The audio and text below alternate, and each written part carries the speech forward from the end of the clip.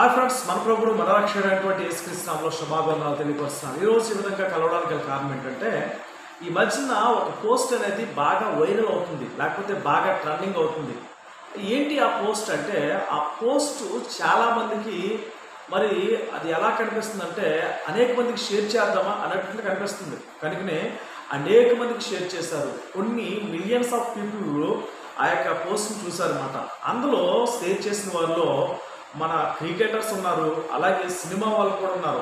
ఆ పోస్ట్ పైన కామెంట్స్ పెట్టిన వారు ఆ పోస్ట్ని మరి అనేక రకాలైనటువంటి సోషల్ మీడియాలో, మరి ట్విట్టర్లో అయితేనేమి, ఫేస్బుక్లో అయితేనేమి, రకరకాల మరి సోషల్ మీడియాలో వాళ్ళు ఏం చేశారంటే ఆ పోస్ట్ని హల్చల్ చేశారు, బాగా ట్రెండింగ్ చేశారు. అయితే ఈ పోస్టు ఎందుకు ట్రెండ్ అయిందంటే, మరి ప్రియమైన వాళ్ళలో మనకు తెలిసి ఒక విషయం ఏంటంటే, మరి ఇజ్రాయేల్కి అలాగే పాలస్తీనాకి యుద్ధం ఎప్పటి నుంచో జరుగుతుంది. అయితే ఇజ్రాయేల్ వారు మరి గాజా ప్రాంతంలో ఉన్నటువంటి రాఫా అనే ప్రాంతం పైన మరి దాడి చేశారని, ఆ దాడిలో 45 మంది చనిపోయారని, ఆ 45 మంది చనిపోవడం వలన మరి అనేకులు కూడా ఇజ్రాయేల్పై తిరగబడి ఇజ్రాయేల్కి ఎగినిస్ట్గా ఒక పోస్ట్ని క్రియేట్ చేసి ఆ పోస్ట్ని అనేకులకి షేర్ చేస్తున్నారు. ఏంటి ఆ పోస్ట్ అంటే, ఆల్ ఐస్ ఆన్ రాఫా అనే post. All eyes on Rapha అనే పోస్ట్ ఏం చేస్తున్నారంటే అనేక మందికి షేర్ చేస్తున్నారు. ట్రెండ్లో ఉంది ఇది. ఎందుకు ఈరోజే మరి రాఫాలో జరిగినటువంటి ఆ చర్య ఈరోజే కళ్ళకు కనిపించిందా? ఇంతకు ముందు జరిగిన ఏ చర్యలు కూడా కళ్ళకు కనిపించలేదా వీరెవరికి? రాఫాలో చనిపోయినటువంటి 45 మంది ప్రజల ప్రాణాలే ప్రాముఖ్యమైనవా? ఇంకెవరి ప్రాణాలు ప్రాముఖ్యమైనవి కాదా? రాఫాలో చనిపోయినటువంటి 45 ప్రాణాలు ఇప్పటి జరిగాయి. మరి ముందు జరిగిన వారి ప్రాణాలు వీరి ప్రాణాలకి సరిపోవా? అవి వీరి ప్రాణాలే ప్రాముఖ్యమైనవా, వారి ప్రాణాలు ప్రాముఖ్యమైనవి కాదా? ఒకసారి మనం ఆలోచన చేయాలి. ఎందుకంటే ఆల్ ఐస్ ఆన్ రాఫా అనే యొక్క మరి ట్రెండింగ్ పోస్టు ఎవరిని మరి ప్రభావం చేస్తుందంటే, ఎవరిని నాశనం చేయాలని చూస్తుందంటే, ఎవరిని క్రిందకి మరి అణిచివేయాలని చూస్తుందంటే ఇజ్రాయేల్ దేశాన్ని. దేనికి అంటే, ఇజ్రాయేల్ దేశము తనకు తానుగా స్వతంత్రంగా, అది చిన్న దేశమే అయినప్పటికీ తనకు తానుగా పట్టుబడిన దేశంగా, చిన్న దేశమే అయినప్పటికీ తన యొక్క దేశాన్ని కాపాడుకోవడానికి, తన భూభాగాన్ని కాపాడుకోవడానికి ఈరోజు ఎంతగానో పోరాడుతుంది. అయితే మనం తెలుసుకోవాల్సిన ఒక విషయం ఏంటంటే, అక్టోబర్ 7వ తేదీన జరిగినటువంటి మరి ఆ పరిస్థితిని ఎవరు కూడా మరి ఊహించి ఉండరు. ఆ పరిస్థితిలో మరి పాలస్తీనాలో ఉన్నటువంటి ఎవరైతే హమాస్ టెర్రరిస్టులు ఉన్నారో వారు 3000కు పైగా మరి మిసైల్స్ ఆ యొక్క ఇజ్రాయేల్ దేశం మీద పంపించారు. అనేక మందిని 1200 మందిగా చనిపోయారు ఇజ్రాయేలీలు.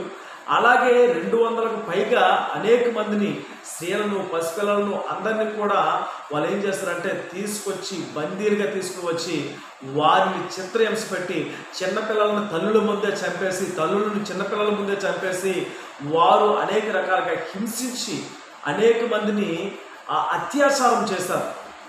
అప్పుడు ఎవరైతే ఆల్ ఐస్ ఆన్ రాఫా అనే ఈ పోస్ట్ని ట్రెండ్ చేస్తున్నారో వాళ్ళకి అక్టోబర్ 7వ తేదీన ఏం జరిగిందో కనిపించలేదా? అక్టోబర్ 7వ తేదీన ఆ మిసైల్స్ వచ్చి ఇజ్రాయేల్ దేశం మీద పడినప్పుడు మానవత్వం అనేది గుర్తుకు రాలేదా వీరెవరికి? ఈరోజు 45 మంది చనిపోతేనే మానవత్వం గుర్తొచ్చిందా? ఆ రోజు 1200 మంది చనిపోయారు. అలాగే 200కు పైగా మందిని బందీలుగా తీసుకువెళ్ళి వాళ్ళలో అనేక మంది చిన్నపిల్లలను చంపి వాళ్ళ తలలను తీసేసి, అలాగే అక్కడ ఉన్నటువంటి తల్లులను చిన్నపిల్లల ముందే అత్యాచారం చేసినప్పుడు, మానభంగం చేసినప్పుడు వీరికి మానవత్వం అనేది గుర్తు రాలేదా? మానవత్వం గురించి ఇప్పుడే మాట్లాడాలా అనేది నా ఆలోచన. ఇప్పుడే మాట్లాడుతున్నారు వీళ్ళందరూ మానవత్వం గురించి. మానవత్వము ఓన్లీ రాఫా ప్రజలకు జరిగిన మరి ఈ యొక్క సంఘటనను బట్టే వీరికి మానవత్వం అనేది గుర్తొచ్చిందేమో.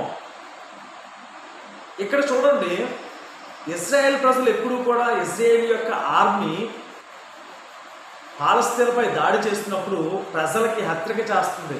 మేము పలానా ప్రాంతంలో మేము ఏం చేస్తున్నామంటే దాడులు చేయబోతున్నాం, అక్కడ ఉన్నటువంటి ఎవరైనా సామాన్య ప్రజలు ఉంటే వాళ్ళు మీకు మరి మీరు దూరంగా వెళ్ళిపోండి, ఆ ప్రాంతాలు విడిచి వెళ్ళిపోండి, మీరు వేరే ప్రాంతాలకు తలదాచుకోండి, మేము హమాస్ టెర్రరిస్టులు నాశనం చేయాలనుకుంటున్నాం, సామాన్య ప్రజలను కాదు అని వాళ్ళు హెచ్చరిక చేసి మరి వాళ్ళు దాడి చేస్తున్నారు. కానీ హమాస్ టెర్రరిస్టులు కానీ పాలస్తీనాలో ఉన్నటువంటి ఆ యొక్క మరి ఆర్మీ కావచ్చు, లేకపోతే ఏదైనా కావచ్చు, వాళ్ళు మాత్రము ఏ విధమైనటువంటి ఇంటిమేషన్ లేకుండా దాడి చేస్తున్నారు.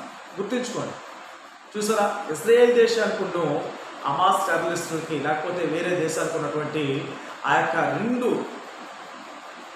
దేశాలకు ఉన్నటువంటి డిఫరెన్స్ చూడండి. యువతల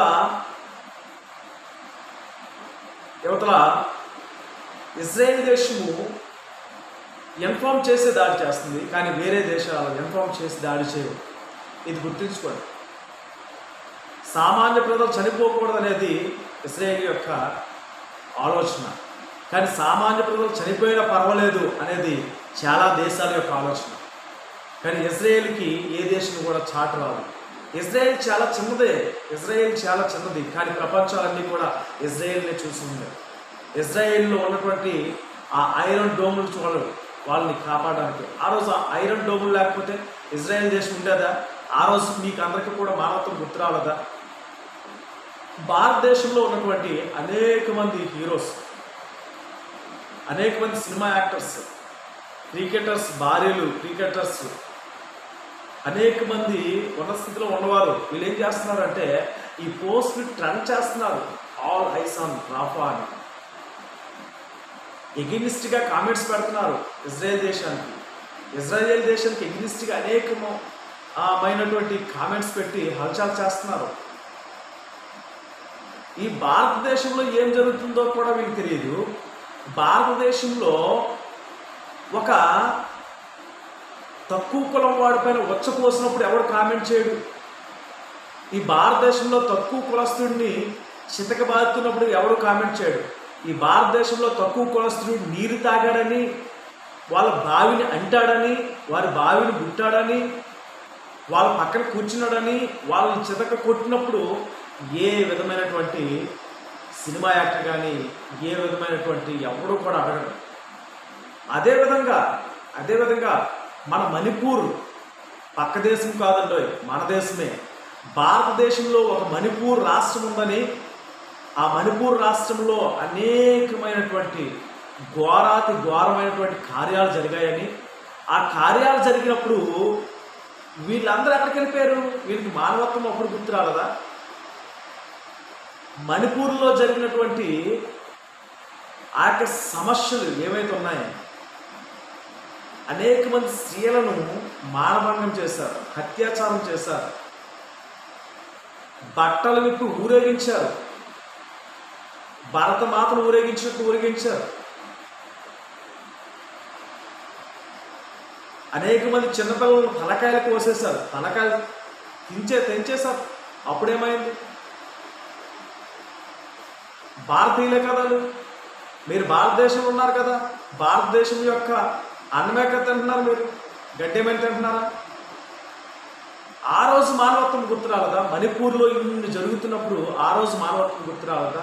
మణిపూర్లో ఇన్ని అత్యాచారాలు జరుగుతున్నప్పుడు ఈ మణిపూర్లో ఆడవాళ్ళని నగ్నంగా ఊరేగించినప్పుడు మీకు ఆ రోజు మానవత్వం గుర్తు రాలదా? మానవత్వం గురించి ఈరోజు రాఫాలో జరిగినటువంటి ఆ యొక్క సంఘటన మీకు మానవత్వాన్ని జ్ఞాపకం చేస్తుందా? ఒక్కసారి ఆలోచన చేయండి. భారతదేశం ఏమైపోయినా పర్లేదు, మానవత్వం గురించి మాట్లాడాలి. భారతదేశంలో ప్రజలకు అత్యాచారం జరిగింది, అన్యాయం జరిగింది, ఏం జరిగింది? భారతదేశంలో ప్రజల గురించి మీరు మాట్లాడరు. ఎక్కడో జరుగుతున్నటువంటి హమాస్ ఉగ్రవాదులు దాక్కుంటే ఆ దాక్కున్నటువంటి హమాస్ ఉగ్రవాదులకు మీరు సపోర్ట్ చేస్తున్నారు. హమాస్ ఉగ్రవాదులకు సపోర్ట్ చేస్తూ ఈరోజు ఇండియా యొక్క యాక్టర్స్, సినిమా యాక్టర్స్ అయితే నేను అందరూ కాదండి, అందరు సినిమా యాక్టర్, చాలామంది సినిమా యాక్టర్స్, చాలామంది అనేక మంది ఉన్న స్థితిలో ఉన్నవారు ఈరోజు టెర్రరిస్టులకు మీరు అందరు సపోర్ట్ చేస్తున్నారు. కనుక ఆలోచన చేయండి. అక్టోబర్ 7వ తేదీన అంత జరిగినప్పుడు మీరు ఎక్కడికి వెళ్ళారు? మీరు ఏం చేశారు? ఆ రోజు మానవత్వం గుర్తు రాలేదా మీకు? ఈరోజే మానవత్వం గుర్తొచ్చిందా? ఒకసారి ఆలోచించేయాలి. ప్రతి దేశం కూడా బాగుండాలి, ప్రతి దేశం కూడా భద్రతతో ఉండాలి, ప్రతి దేశం కూడా సమాధానంతో ఉండాలి, ప్రతి దేశం కూడా సంతోషంతో ఉండాలి. మీరు ఇజ్రాయెల్ దేశాలకు ఎన్ని దేశాలు ఎదురొచ్చి నిలబడినా సరే ఇజ్రాయెల్ దేశాన్ని ఏ దేశం కూడా పడగొట్టలేదు. ఎందుకంటే ఇజ్రాయెల్ని కాపాడువాడు కునకుడు నిద్రపోడు. యెహోవాయే ఇజ్రాయెల్ని కాపాడువాడు, ఇజ్రాయెల్ దేశాన్ని కాపాడువాడు. బైబిల్లో ఉన్నటువంటి దేవుడు, బైబిల్ యొక్క గొప్పతనం తెలుసుకోండి. బైబిల్లో ఉన్న దేవుడు ఇజ్రాయెల్ని కాపాడు. బైబిల్లో ప్రతి మాట మాట్లాడిన వాడు ఇజ్రాయెల్ని కాపాడే దేవుడు. ఆ దేవుడు కొనకడు నిద్రపోడు. ఆ దేవుడు వారి పక్షాల నుండి ప్రతి ఒక్కరిని కూడా ఏం చేస్తాడంటే హతం చేస్తాడు. అన్యాయంగా కాదు, న్యాయంగా, యథార్థంగా. అందుకే ఇజ్రాయెల్ దేశం ఇంకా నిలబడింది. చిన్న దేశమే ప్రపంచాన్ని తిరగలాడించే దేశంగా దేవుడు చేశాడు ఆ దేశాన్ని. కనుక ప్రియమైన దేవుని సంగమా, సహోదరి సహోదరులారా, ఇటువంటి పోస్టులు ఆపండి. ప్రతి దేశం కూడా సమాధానం చెందేటట్లు మాట్లాడండి. ముఖ్యంగా భారతదేశం, నా భారతదేశ ప్రజల యొక్క సమస్యలను చూసి వారి విషయాల్లో న్యాయం చేయడానికి పోస్టులు ఏమైనా పెడితే రన్ చేయండి, వాటిపైన కామెంట్ చేయండి, వాటిని ప్రభుత్వాల ముందు తీసుకుని వెళ్ళి నిలదీసి అడగండి. ఎవరికి న్యాయం జరగాలో, ఎవరికి అన్యాయం జరిగిందో వారి పక్షాన్ని నిలవబడాలి. అప్పుడు బాగుంటుంది, పోస్టులు విలువ ఉంటుంది. విలువ లేని పోస్టులు పెట్టి, విలువ లేని కామెంట్స్ పెట్టి, విలువ లేని వాటిని ట్రెండ్ చేస్తే అది జీవితానికి ఉపయోగకరం కాదు. కనుక ఆలోచించి ఈ పోస్టులను ట్రెండ్ చేయవలసిందిగా మనం చేస్తూ నేను మీ సతీష్ ముగిస్తున్నాను. Thank you.